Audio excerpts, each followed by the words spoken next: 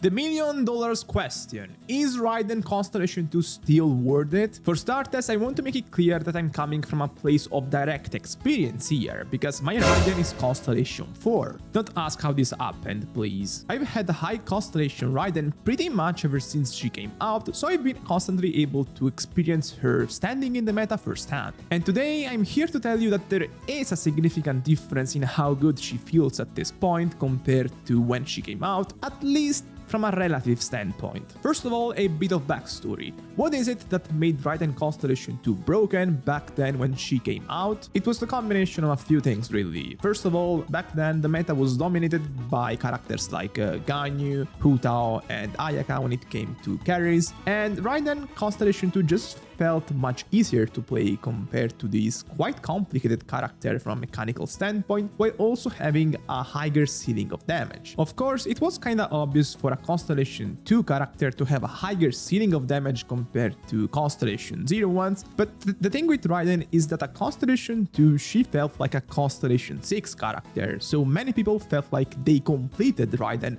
by pulling her Constellation 2. This wasn't really the case for a character like Ganyu, who gained a massive increase by getting her Constellation 6, or a character like Ayaka, who had a very strong Constellation 4. It was more so the case for Hu Tao thanks to her great Constellation 1, but with Raiden it just felt like they brought that to a whole different level. On top of that, again, her ease of use really felt noticeable, because her attacks had a wide range while also having auto-tracking, and she also came with full interruption resistance. Overall, she really felt like a next generation unit, and that made even the huge expense that comes from pulling for a Constellation 2 look worth it in a way. On the other hand, today I don't really feel confident saying that anymore. It's not even really a matter of is she still really good or not, because of course she is, but it's just a matter of is she still good enough to be worth 400 pulls potentially? No!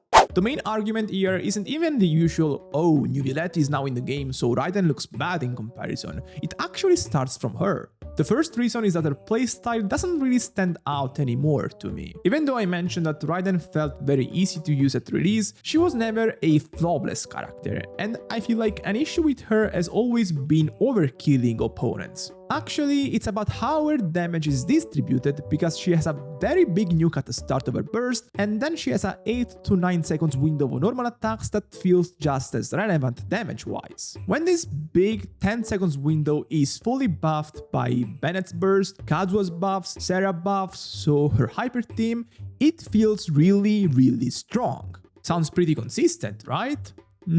Here is a typical scenario where that perfect plan goes to waste. So, an Abyss room where you're facing multiple opponents in multiple waves. You use your Raiden skill, Bennett burst, Kazuha, Sarah burst, and then finally the Raiden burst against the first wave of opponents. And what typically happens is that after the first 2 or 3 seconds of the combo, the first wave is completely dead. Then, since for this example you still have around 7 seconds of Raiden burst left, you want to immediately go face the second wave of opponents with it. The first negative is that you completely lose the very decent vanilla effects for the rest of the rotation, since it doesn't apply for off-field swords, and since Kazuha won't enter the field for the rest of the rotation, they just won't apply, and by itself that's a big damage loss. Then, if to reach the second wave of opponents, you have to move away from your starting spot, so you have to go out from Bennett's burst range. That means you will lose on the attack buffs that come from it as well. The issue here is pretty clear in my opinion. The worst iteration of this issue is when Raiden's burst nuke at the start of her window is strong enough to just end the Abyss room. And the reason for that is that their normal attacks are also crucial for the reason they will provide energy refund for the whole team. So for this scenario I described, you will start the next Abyss room with basically 0 energy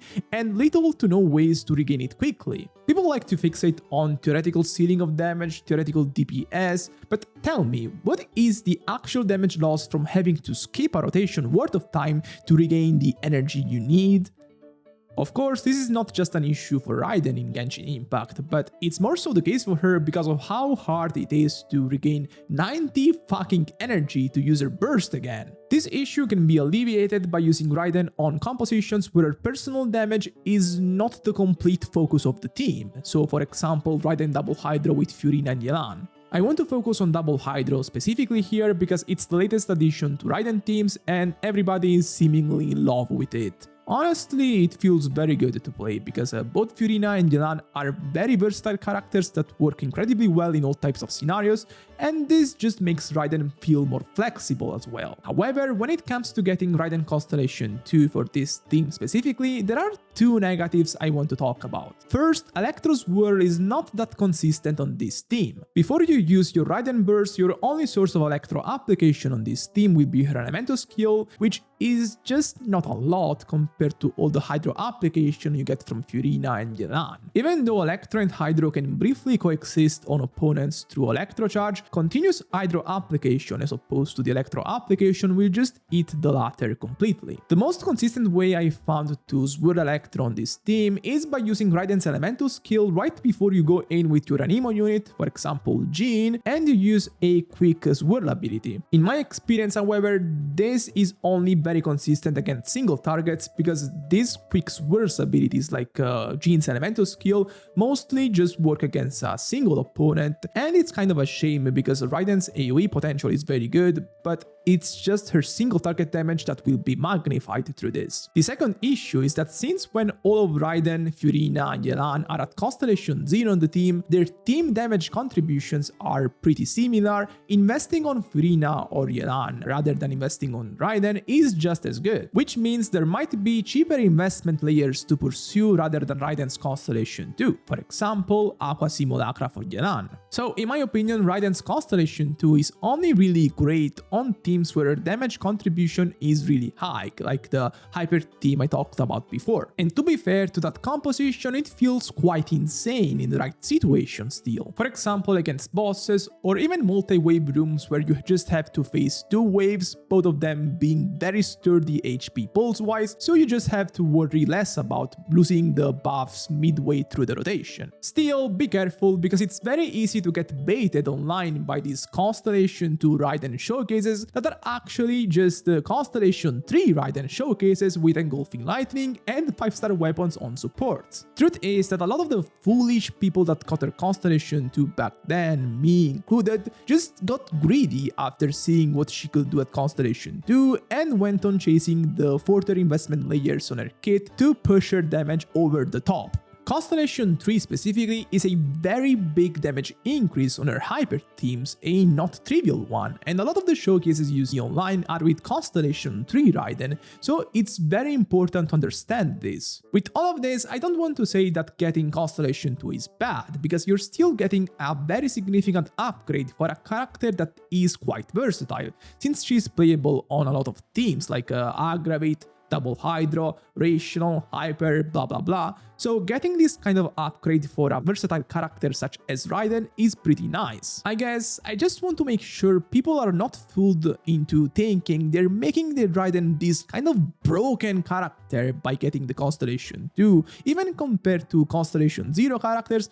because the meta has gotten much more competitive compared to 2 years ago, and their flaws also got more noticeable to me. And before you call me a hater for this, remember that Raiden is one of my favorite characters in Genshin. And with this, I'm done for today. Peace.